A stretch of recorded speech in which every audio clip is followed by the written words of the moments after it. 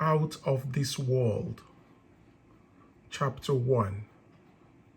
Thinking fourth dimensionally. Quote, "And now I have told you before it come to pass, that when it come to pass, ye might believe." John 14:29. Many persons, myself included, have observed events before they occurred. That is, before they occurred in this world of 3 dimensions. Since man can observe an event before it occurs in the 3 dimensions of space, life on earth must proceed according to plan, and this plan must exist elsewhere in another dimension and be slowly moving through our space. If the occurring events were not in this world when they were observed, then, to be perfectly logical, they must have been out of this world. And whatever is there to be seen before it occurs here must be, quote, predetermined, end quote, from the point of view of man awake in a 3-dimensional world. Thus, the question arises, are we able to alter our future? My object in writing these pages is to indicate possibilities inherent in man, to show that man can alter his future, but, thus altered, it forms again a deterministic sequence starting from the point of interference, a future that will be consistent with the alteration. The most remarkable feature of man's future is its flexibility. It is determined by his attitudes rather than by his acts. The cornerstone on which all things are based is man's concept of himself. He acts as he does, and he has the experiences that he does because his concept of himself is what it is, and for no other reason. Had he a different concept of self, he would act differently. A change of concept of self automatically alters his future, and a change in any term of his future series of experiences reciprocally alters his concept of self. Man's assumptions, which he regards as insignificant, produce effects that are considerable. Therefore, man should revise his estimate of an assumption and recognize its creative power. All changes take place in consciousness. The future, although prepared in every detail in advance, has several outcomes. At every moment of our lives, we have before us the choice of which of several outcomes or futures we will choose.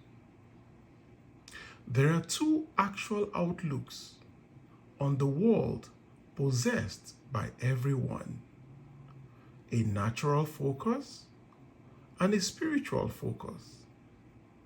The ancient teachers called the one, that is the natural focus, the carnal mind, and the spiritual focus, the mind of Christ. we may differentiate them as ordinary waking consciousness, governed by our senses, that is the carnal mind, and a controlled imagination governed by desire, that is the mind of Christ. We recognize these two distinct centers of thought in the statement, quote, "The natural man receiveth not the things of the Spirit of God, for they are foolishness unto him, neither can he know them, for they are spiritually discerned." End quote. 1 Corinthians chapter 2, verse 14. The natural view confines reality to the moment called now. To the natural view, the past and the future are purely imaginary. The spiritual view, on the other hand, sees the contents of time. It sees events as distinct and separated as objects in space. The past and the future are a present whole to the spiritual view. What is mental and subjective to the natural man is concrete and objective to the spiritual man. The habit of seeing only that which our senses permit renders us totally blind to what we otherwise could see.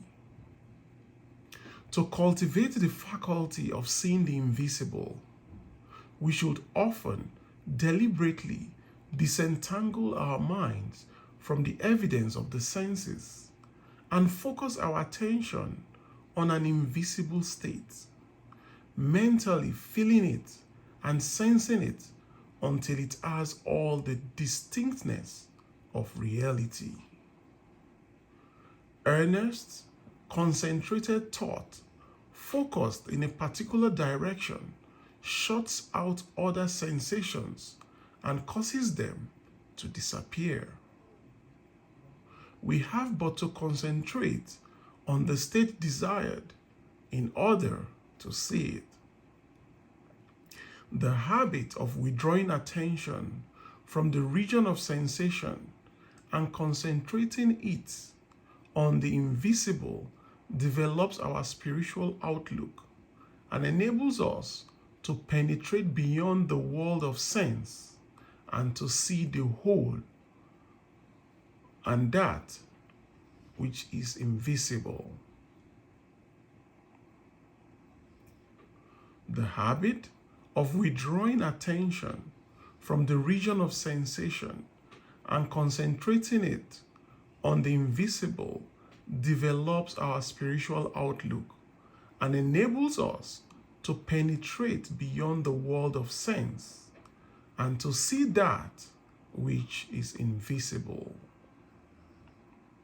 Quote, "For the invisible things of him from the creation of the world are clearly seen." End quote. Romans chapter 1, verse 20. This vision is completely independent of the natural faculties. Open it and quicken it. Without it, these instructions are useless. For, quote, "The things of the Spirit are spiritually discerned." End quote. A little practice will convince us that we can, by controlling our imagination, reshape our future in harmony with our desire. Desire is the mainspring of action. We could not move a finger unless we had a desire to move it. No matter what we do, we follow the desire which at the moment dominates our minds. When we break a habit, our desire to break it is greater than our desire to continue in the habit. The desire which impel us to action are those that hold our attention. A desire is but an awareness of something we lack or need to make our life more enjoyable. Desires always have some personal gain in view. The greater the anticipated gain, the more intense is the desire. There is no absolutely unselfish desire. Where there is nothing to gain, there is no desire, and consequently, no action. The spiritual man speaks to the natural man through the language of desire. The key to progress in life and to the fulfillment of dreams lies in ready obedience to its voice. The key to progress in life and to the fulfillment of dreams lies in ready obedience to its voice. Unhesitating obedience to its voice is an immediate assumption of the wish fulfilled. To desire a state is to have it. As Pascal has said, quote, "You would not have sought me had you not already found me." Man, by assuming the feeling of his wish fulfilled and then living and acting on this conviction, alters the future in harmony with his assumption. Assumptions awaken what they affirm. Assumptions awaken what they affirm. As soon as man assumes the feeling of his wish fulfilled, his four-dimensional self finds ways for the attainment of this end, discovers methods for its realization. I know of no clearer definition of the means by which we realize our desires than to experience in imagination what we would experience in the flesh were we to achieve our goal. I know of no clearer definition of the means by which we realize our desire than to experience in imagination what we would experience in the flesh were we to achieve our goal. This experience of the end wills the means. With its larger outlook, the fourth dimensional self then constructs the means necessary to realize the accepted end. The undisciplined man and the undisciplined mind finds it difficult to assume a state which is denied by the senses. Here is a technique that makes it easy to encounter events before they occur. That is, quote, to call things which are not seen as though they were, end quote. Romans 4, verse 17. People have a habit of slighting the importance of simple things. But this simple formula for changing the future was discovered after years of searching and experimenting. The first step in changing the future is desire. That is, define your objective. Know definitely what you want. Secondly, construct an event which you believe you will encounter following the fulfillment of your desire. An event which implies fulfillment of the desire. Something that will have the action of self predominant. Thirdly, immobilize the physical body and induce a condition akin to sleep. Lie on a bed or relax in a chair and imagine that you are sleepy. Then, with eyelids closed and your attention focused on the action you intend to experience, in imagination, mentally feel yourself right into the proposed action, imagining all the while that you are actually performing the action here and now. You must always participate in the imaginary action, not merely stand back and look on, but you must feel that you are actually performing the action so that the imaginary sensation is real to you. It is important always to remember that the proposed action must be one which follows the fulfillment of your desire. And also, you must feel yourself into the action until it has all the vividness and distinctness of reality. For example, suppose you desired promotion in office.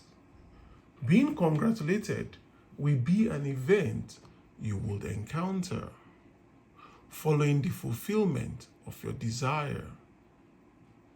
Having selected this action, for example, as the one you will experience in imagination, immobilize the physical body and induce a state akin to sleep, a drowsy state, but one in which you are still able to control the direction of your thoughts, a state in which you are attentive without effort. Now, imagine that a friend is standing before you. Put your imaginary hand into his. First, feel it to be solid and real. Then, carry on an imaginary conversation with him in harmony with the action. Do not visualize yourself at a distance in point of space and at a distance in point of time being congratulated on your good fortune. Instead, make elsewhere here and the future now. The future event is a reality which it is a reality now in a dimensionally larger world. And oddly enough, now in a dimensionally larger world is equivalent to here in the ordinary three-dimensional space of everyday life. The difference between feeling yourself in action here and now and visualizing yourself in action as though you were in a motion picture screen is the difference between success and failure. The difference will be appreciated if you will now visualize yourself climbing a ladder. Then, with eyelids closed, imagine that a ladder is right in front of you and feel you are actually climbing it. You stretch out your hand and hold onto the ladder. You take your first left foot up and then your right foot. Your hand goes up, your other hand goes up. your left leg goes up again, another rung of the ladder, and then your right foot goes up the rung of the ladder. You do that until you get to the top of the ladder. That is you participating in the action in your imagination, rather than you seeing yourself climbing the ladder without any participation. This is the difference between success and failure.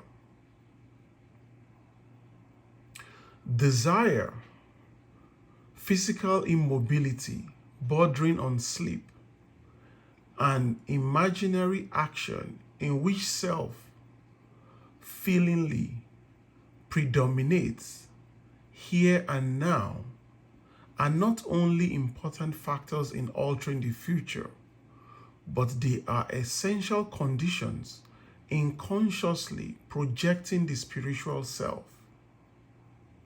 If, when the physical body is immobilized, we become possessed of the idea to do something and imagine that we are doing it here and now, and keep the imaginary action feelingly going right up until sleep ensues, we are likely to awaken out of the physical body to find ourselves in a dimensionally larger world with a dimensionally larger focus, and actually doing what we desired and imagined we were doing in the flesh. But whether we awaken there or not, we are actually performing the action in the fourth dimensional world, and we will reenact it in the future here in the third dimensional world. Experience has taught me to restrict the imaginary action, to condense the idea which is to be the object of our meditation into a single act, and to reenact it over and over again until it has all the feeling of reality. Otherwise, the attention will wander off along an associational track, and host of associated images will be presented to our attention. In a few seconds, they will lead us hundreds of miles away from our objective in point of space, and years away in point of time.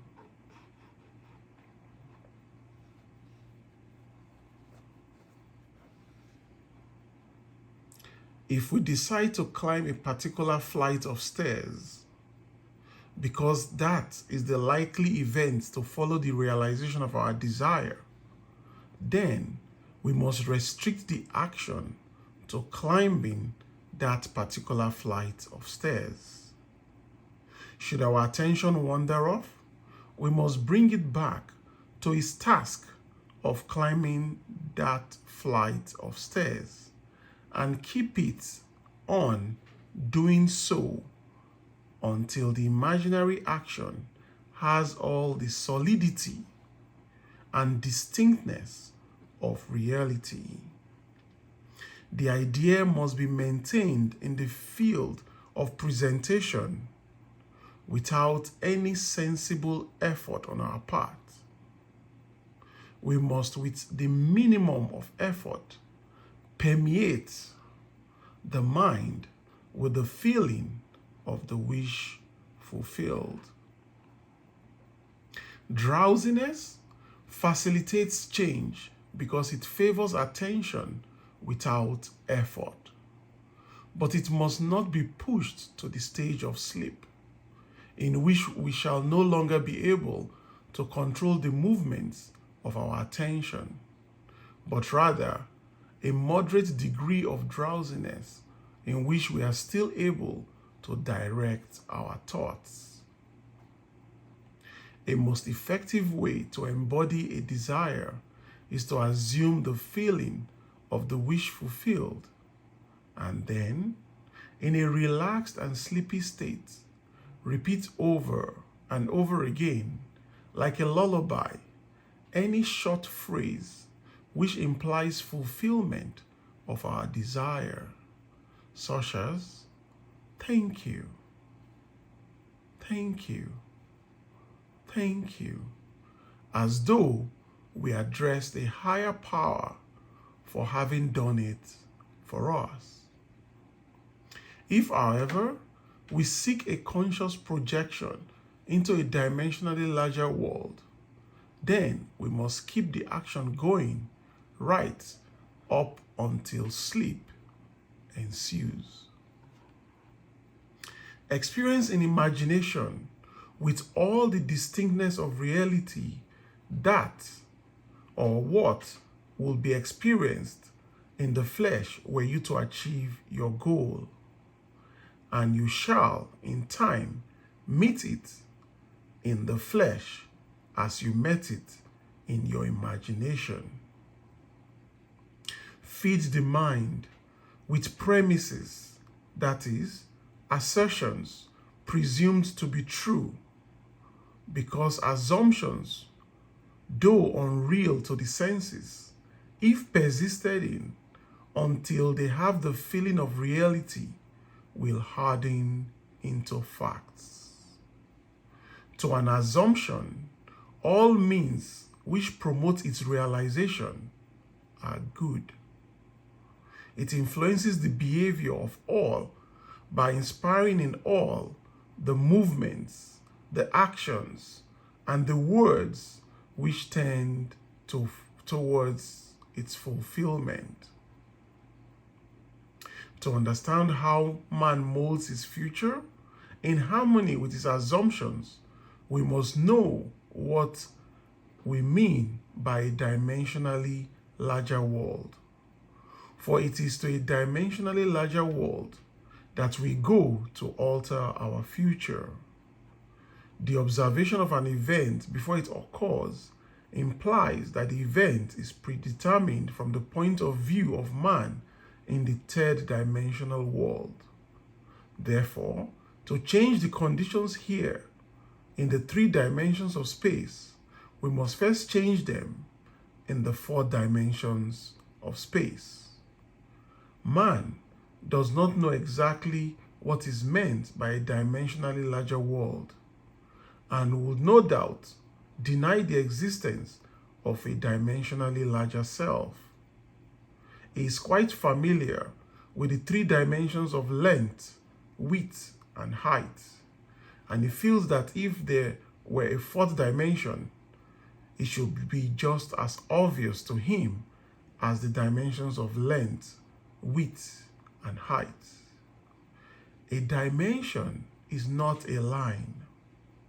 It is any way in which a thing can be measured that is entirely different from all other ways. That is, to measure a solid 4th dimensionally, we simply measure it in any direction except that of its length, width, and height.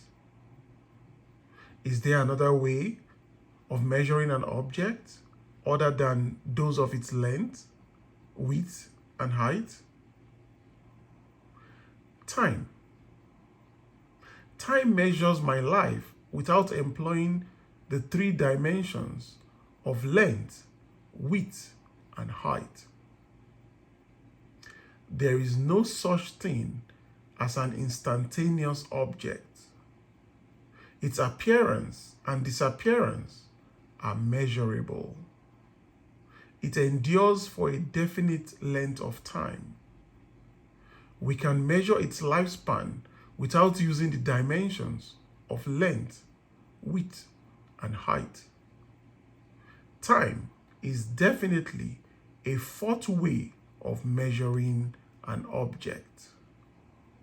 The more dimensions an object has, the more substantial and real it becomes. A straight line, which lies entirely in one direction acquires shape, mass, and substance by the addition of dimensions.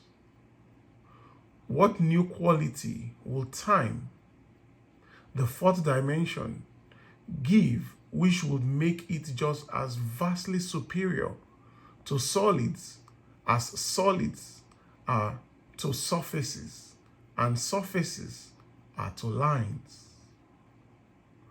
Time is a medium for changes in experience because all changes take time. The new quality is changeability. Time is a medium for changes in experience because all changes take time. The new quality is changeability. Observe that if we dissect a solid, its cross-section will be a surface. By dissecting a surface, we will obtain a line.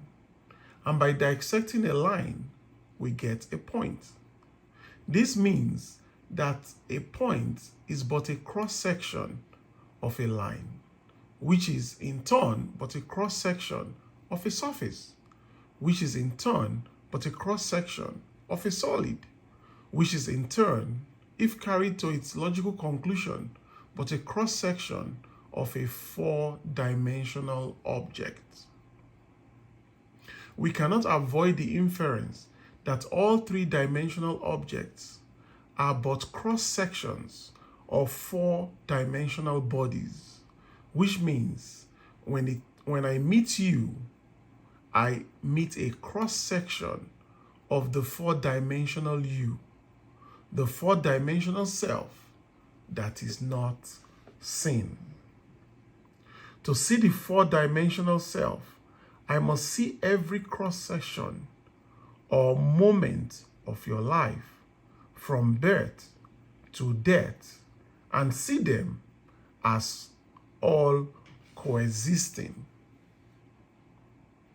My focus should take in the entire array of sensory impressions which you have experienced on earth, plus those you might encounter.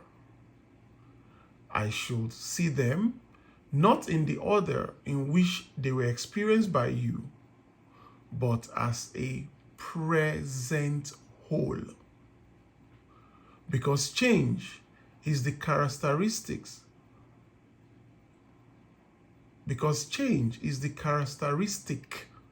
of the fourth dimension, I should see them in a state of flux as a living, animated whole. If we have all this clearly fixed in our mind, what does it mean to us in this three-dimensional world? It means that if we can move along time's length, we can see the future and alter it as we so desire.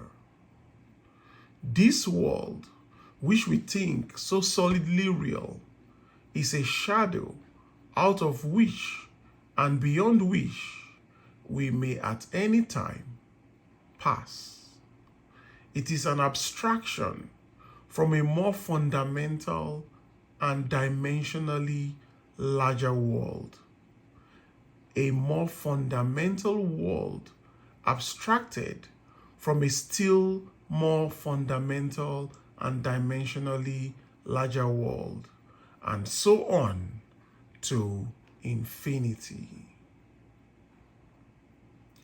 The absolute is unattainable by any means or analysis, no matter how many dimensions we add to the world. Man can prove the existence of a dimensionally larger world simply by focusing his attention on an invisible state and imagining that he sees and feels it.